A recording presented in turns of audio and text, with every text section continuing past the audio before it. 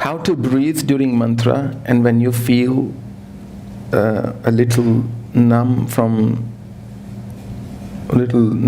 the energy of the mantra, what to do. How to breathe during mantra.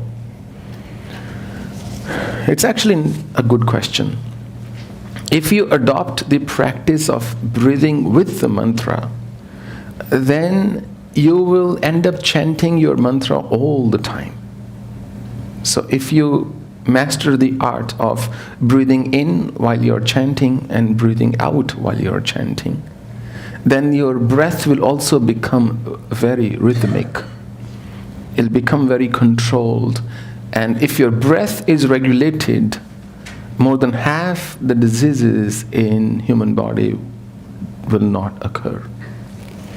So breathe in while you're chanting, and breathe out while you're chanting. If you can do inhalation while doing one full, then good. Otherwise, breathe normally, but try to breathe when you start chanting the mantra.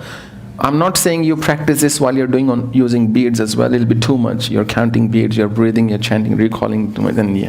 So just take it easy. When you're not using beads, inhale when you're chanting the mantra.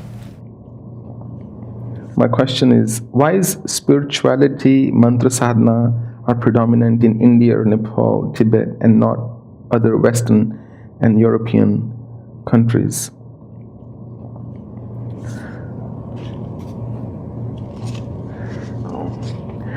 Culturally, the East and the West have progressed very differently.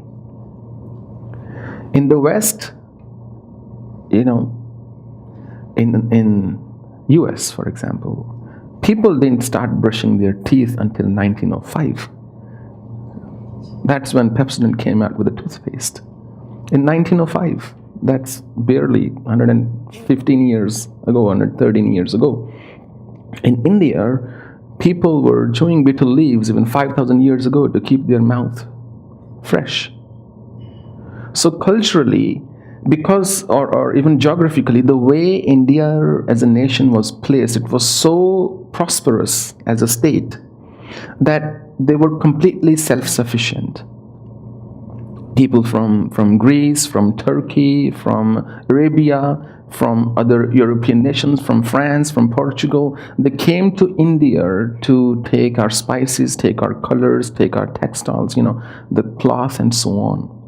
When a society is fulfilled, that's when a society starts to think about the big questions. That's when a society thinks, why are we here? When 8,000 years ago, when there was, people were struggling at the root level, and there was the shamanism and incantation and so on was prevalent, we had a fully developed, or India had a fully developed medical system. Which means they were already at a stage where they figured not everything that is happening in human body is a result of some bad, spirit. That it could be a disease in the body. So they arrived early in terms of civilization, materially and spiritually. So they had a head start, put it this way. When Greek philosophers from Socrates, Aristotle, all the way to Epicurus and Pythagoras and so on, when they pondered over big questions of life, and Ayurveda is very closely linked to Greek medicine system, when they pondered over big questions of life, the environment there culturally wasn't conducive to supporting them to take it to a spiritual level. So it went the other way. It went the material way. And West made incredible material progress. Before they could think about big questions, the way we did in the East, West was so fulfilled materially that they got busy with consumerism, just having more and more and more and more. And now when people have realized that that is not the path to happiness, they're also exploring questions in a in the same manner, in fact. They're saying, maybe meditation can help me. Those questions that were asked 5,000 years ago, 10,000 years ago in the Eastern cultures. And that's why chanting and meditation is more predominant in those cultures, because that's what we have observed. But historically, if you look at music as meditation, that has existed in all cultures. All religions, all cultures have used music to express themselves. And one thing quite remarkable about the Western world, which is something, the more you learn, they're very sincere when they follow something. And when you do something sincerely, then you have to come up with structure. Like till date, although we have the most melodious ragas in Indian music, there is no way of notating them. I cannot write down a raga. I can write down the swaras, the notes, but I cannot write down the pitches or the duration of the notes, whether I'm playing staccato, legato, soft, flowing, and whatever. I can do none of that. If I write down a raga and give it to you, you have to listen to me first to be able to know how to sing it.